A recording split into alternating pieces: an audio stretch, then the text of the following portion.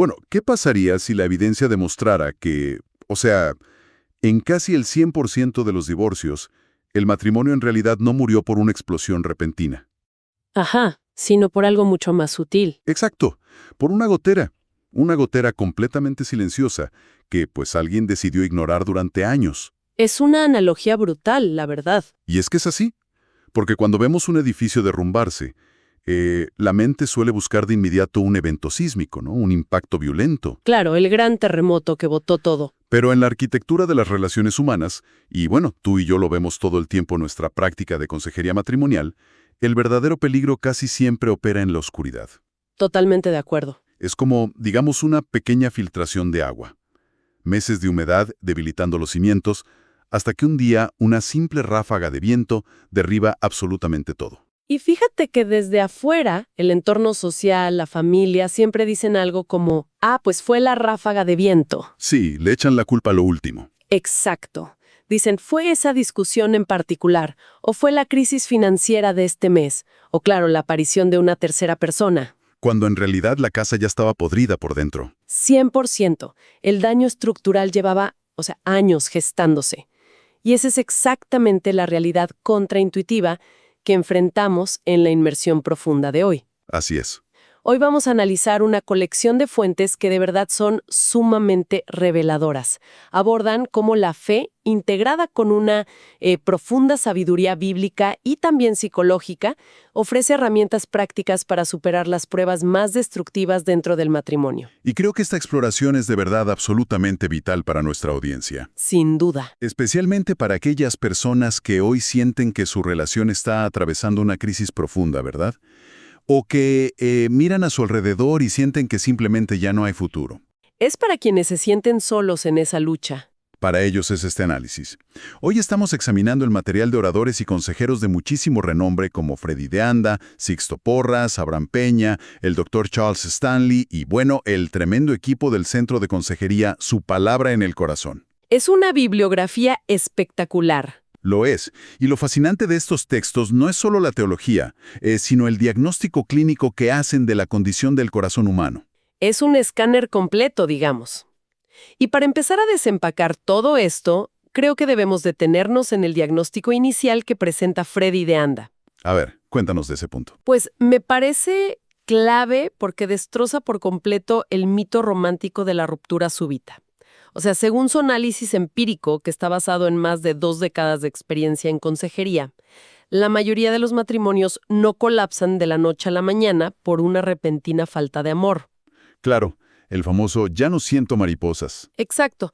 Él dice que el amor no se evapora así como así, más bien se asfixia. ¡Wow! Se asfixia. Sí, se desmoronan por una acumulación tóxica de microconflictos que nunca se resolvieron. Microconflictos, claro. Es como la placa en las arterias, ¿no? El orgullo, la falta de perdón y las prioridades invertidas van restringiendo el flujo de empatía hasta causar un infarto emocional. Un infarto emocional. Me encanta ese término. Pero, a ver, quiero detenerme en esa estadística empírica de Anda, porque sinceramente a mí me parece abrumadora. Es altísima. Él señala que prácticamente en el 100% de los casos de divorcio que ha atendido, casi todos, había señales de alerta tempranas. Y muy claras, además. Clarísimas. Las esposas o, bueno, los esposos en muchos casos también, suelen advertir a su pareja durante meses o incluso años antes de que ocurra la ruptura definitiva. Es ese famoso "tenemos que hablar" que se repite y se ignora. Exactamente. La distancia emocional no ocurre en un vacío. Entonces, ¿cuál es la misión de nuestro análisis de hoy? Pues es entender el mecanismo detrás de estas advertencias, ¿no? Claro. Y extraer de estas fuentes las reglas indispensables para revertir el daño. Porque si sabemos que los tiempos difíciles en realidad no destruyen un matrimonio, sino que el problema es enfrentarlos con las herramientas equivocadas, la gran pregunta es, ¿cómo se empieza a cortar la brecha en la práctica? Y justo ahí es donde el análisis de Sixto Porras aporta una perspectiva, brillante sobre la idealización frente a la realidad. Ah, el tema de las expectativas. Exacto.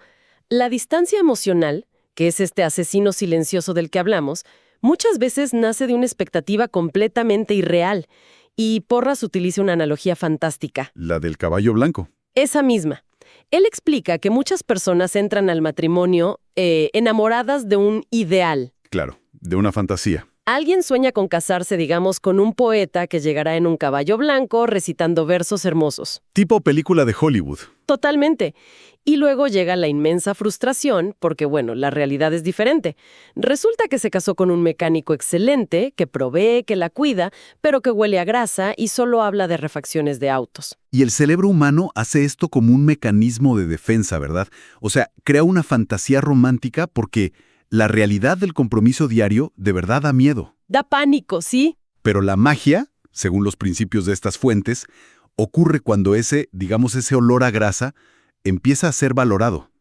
Para amar a esa persona real, Porras cita a Abraham Lincoln, y esta frase me encanta. Es buenísima. Dice, si me dieran 6 horas para cortar un árbol, invertiría 4 en afilar el hacha. 4 horas solo preparándose. Exacto. Y en la consejería matrimonial esto de afilar el hacha significa invertir tiempo en entender los engranajes, el mecanismo del amor. No improvisar. 100%. No se puede operar basándose únicamente en el instinto o en los traumas que traemos del pasado. Hay que sentarse a definir las reglas de convivencia. Completamente. Porque un matrimonio sin reglas claras, mira, es como un partido de fútbol donde no hay árbitro. Uf, qué desastre. No hay líneas demarcadas y, nadie sabe qué constituye una falta. Es un caos absoluto donde todos terminan lastimados. Pateándose las espinillas sin querer. Literalmente. Y para revertir ese caos y romper esa famosa ley del hielo, necesitamos reglas indispensables de acercamiento.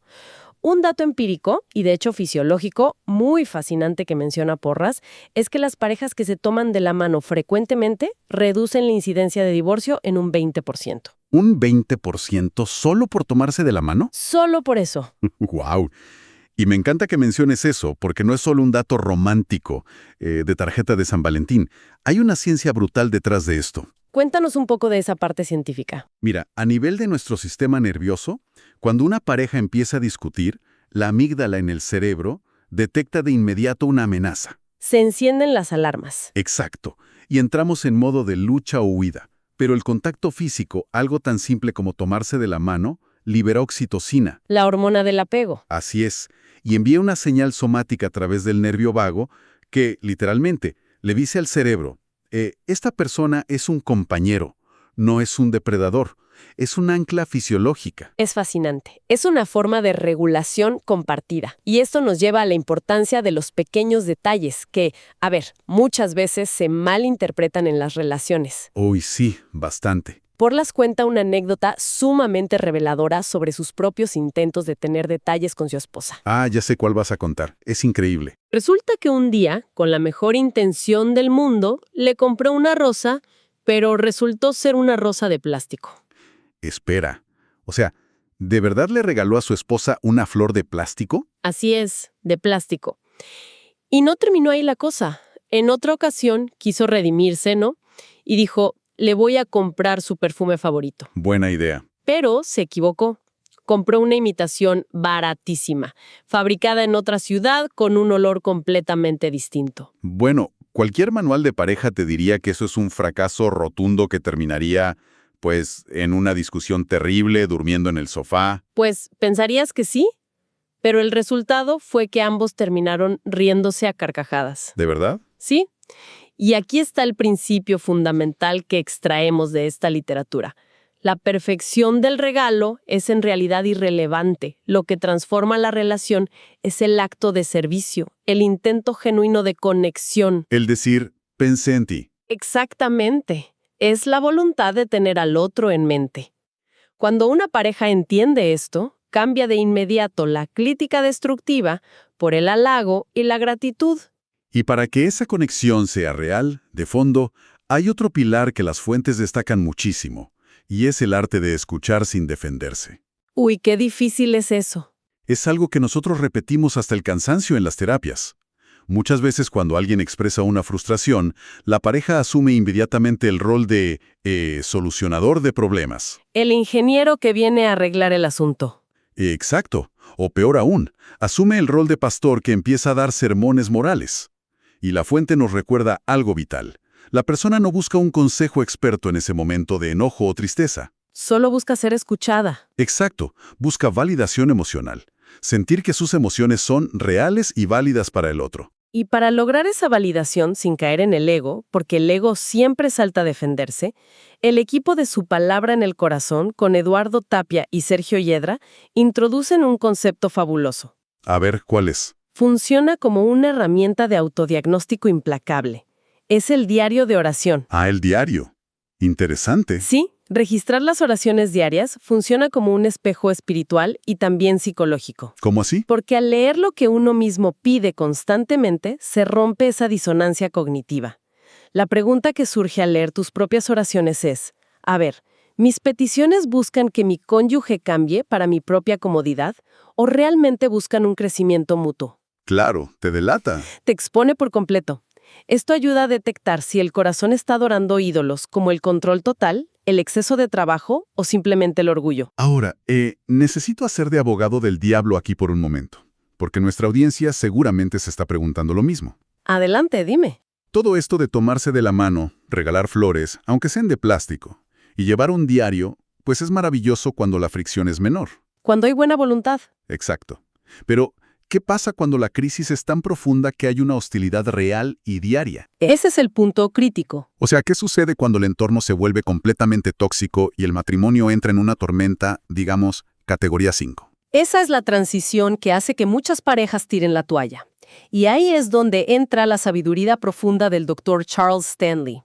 Él aborda estos tiempos de crisis extrema basándose en el primer capítulo del libro bíblico de Santiago. Ajá. Y la premisa de Stanley es totalmente contraintuitiva frente a la, digamos, psicología moderna de Descartes. ¿Qué plantea él? Él plantea que las pruebas no son eventos azarosos.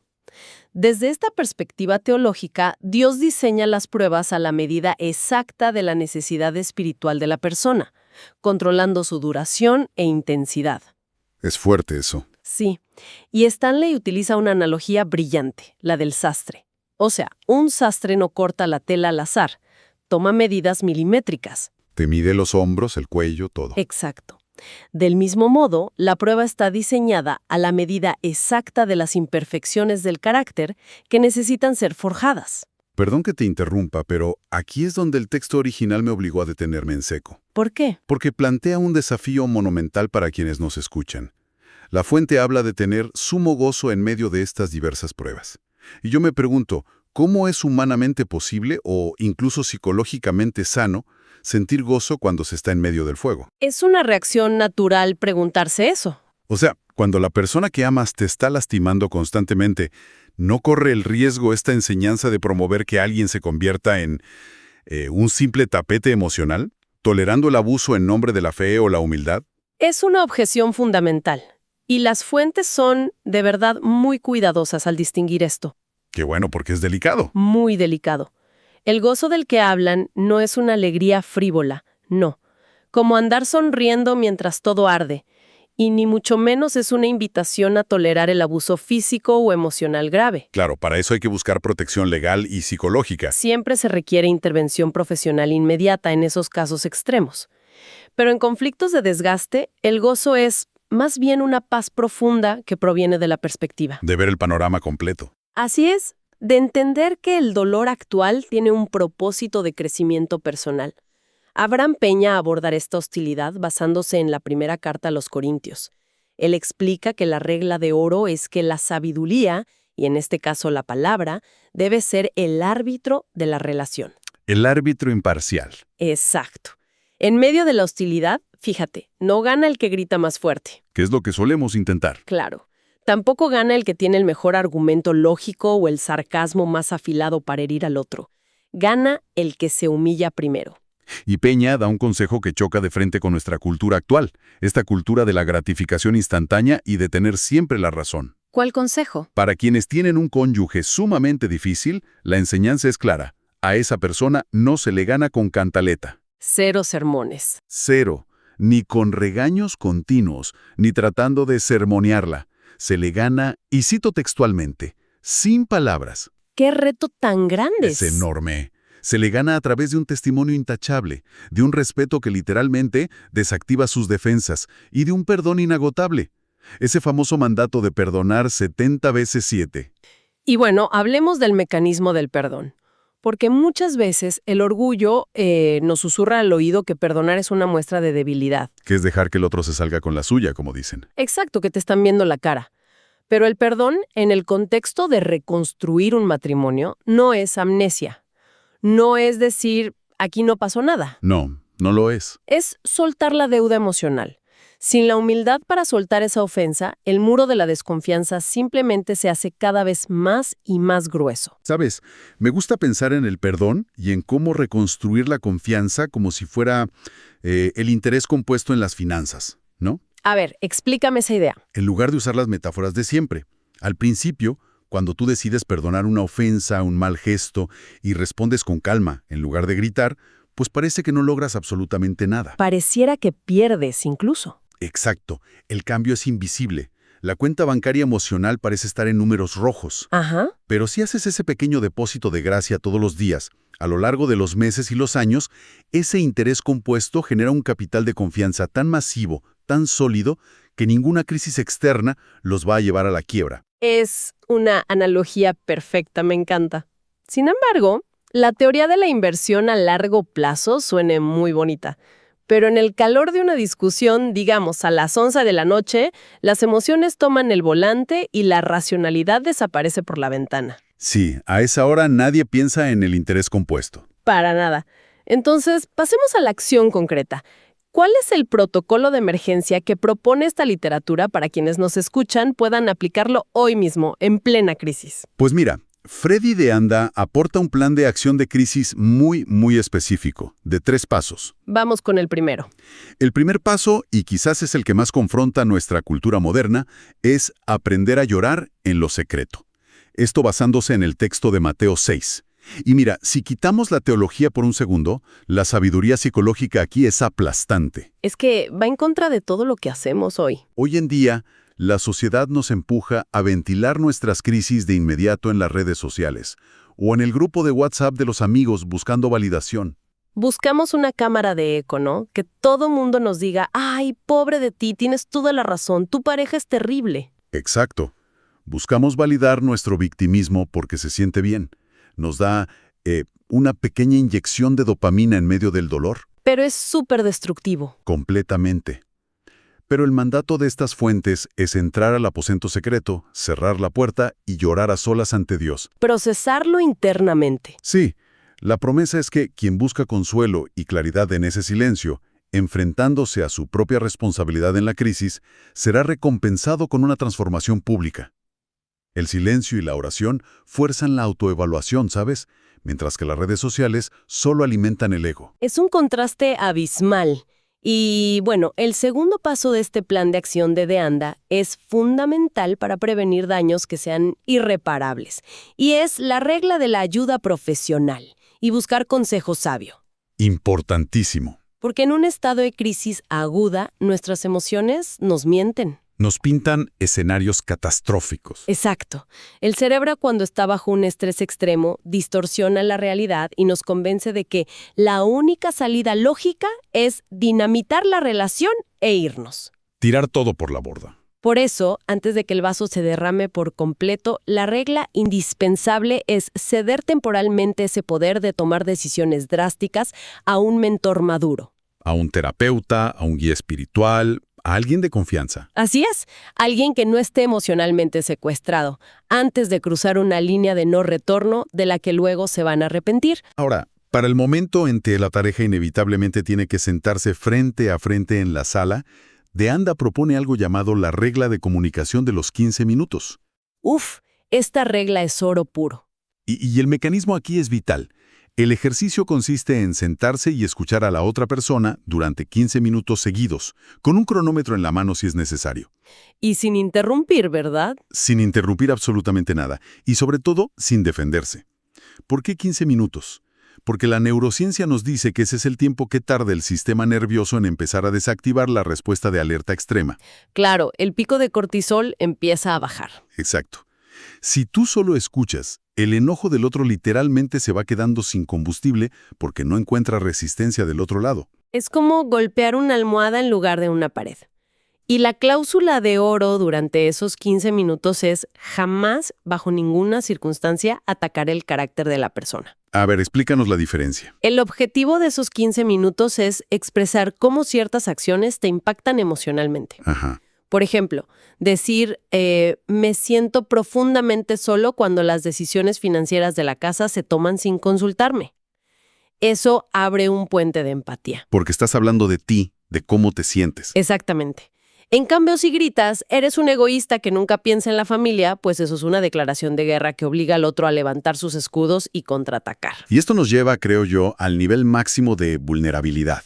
Porque una vez que se baja la guardia, que pasaron los 15 minutos, Deanda reta a las parejas a hacerse una pregunta que sinceramente da auténtico terror. Error, sí, pero es súper sanadora. Actúa como el cemento para reconstruir los cimientos. La pregunta es, ¿hay algo que yo pueda cambiar para ser un mejor cónyuge? ¡Wow! Imagínate el nivel de madurez que se requiera en plena crisis para hacer esa pregunta y escuchar la respuesta sin estar afilando los cuchillos mentales para contraatacar de vuelta. Es un acto de humildad absoluto. Desarma a cualquiera. Y para que estas prácticas, digamos, no se queden en un evento aislado de 15 minutos que hicieron un viernes, las fuentes integran reglas indispensables para la comunicación de todos los días. Es como mantenimiento preventivo. Exacto. Lo que podríamos llamar un acuerdo de paz preventivo. Hablemos de esas reglas diarias porque me parecen brillantes en su simplicidad. La primera es la regla de los 5 minutos matutinos. Cuéntanos de esa. El consejo es dedicar los primeros 5 minutos del día a encontrar algo, por minúsculo que sea, para bendecir o agradecer al cónyuge.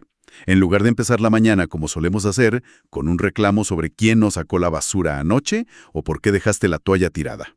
Claro, empezar en positivo. Es que la gratitud es neurobiológicamente incompatible con la amargura. No puedes sentir ambas cosas genuinamente al mismo tiempo en el cerebro. Es imposible.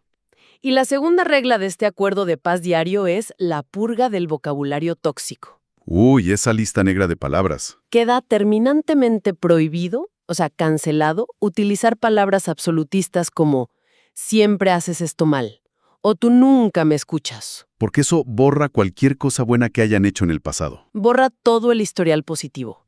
Y aún más importante, la palabra divorcio debe ser erradicada por completo del vocabulario durante los conflictos. Fundamental. No se usa como arma.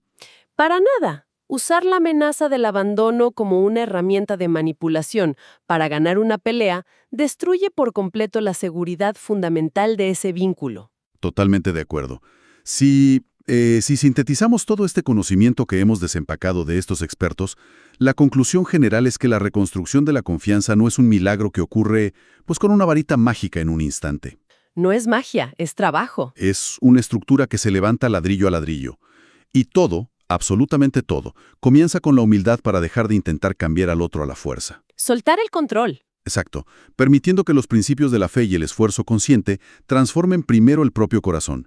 Es la aceptación de que la sanidad profunda requiere perdonar de la misma manera en que uno mismo desearía ser perdonado en sus peores momentos. ¡Qué poderoso! Y en la literatura de estas fuentes, este proceso siempre se corona con una invitación a la restauración espiritual.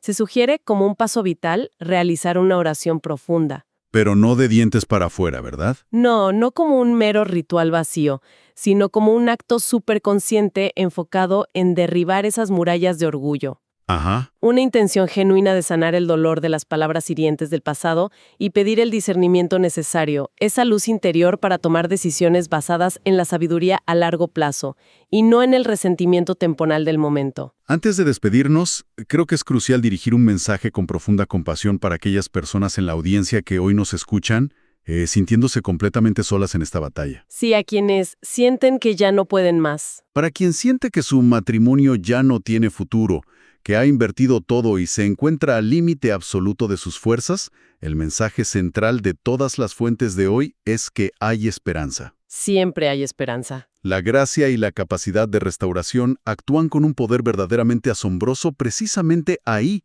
en medio de la debilidad humana. Así es. Esos cambios pequeños pero consistentes, ese interés compuesto del que hablábamos, ¿no?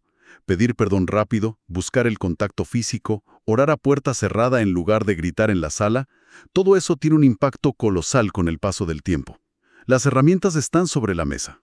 Y para cerrar nuestra exploración de hoy, Creo que es bueno dejar un pensamiento provocador, basándonos en la analogía del sastre que nos dio el doctor Charles Stanley. Excelente. A ver. Si asumimos desde esta perspectiva que cada prueba difícil que se enfrenta en la relación no es un accidente geográfico, sino un traje hecho a medida, diseñado meticulosamente para revelar las áreas que requieren madurar. Ajá. La pregunta provocadora es, ¿qué es lo que la mayor frustración actual con el cónyuge revela sobre las áreas donde el propio carácter aún necesita ser transformado? Uf, qué pregunta tan confrontativa, pero a la vez tan sanadora para llevarnos de reflexión, ¿no? Te voltea al espejo por completo. Es un diagnóstico que te obliga a mirarte a ti mismo antes de asomarte por la ventana buscando culpables. Completamente. Agradecemos profundamente a todos los que nos han acompañado en este análisis. Esperamos que esta inmersión en la sabiduría clínica y espiritual sirva a nuestra audiencia para construir o para reconstruir refugios seguros e inquebrantables en sus propios hogares. Ha sido un verdadero privilegio compartir este espacio de reflexión. Sigamos buscando la sabiduría, el perdón y la empatía como pilares de nuestro día a día. Hasta la próxima inmersión profunda.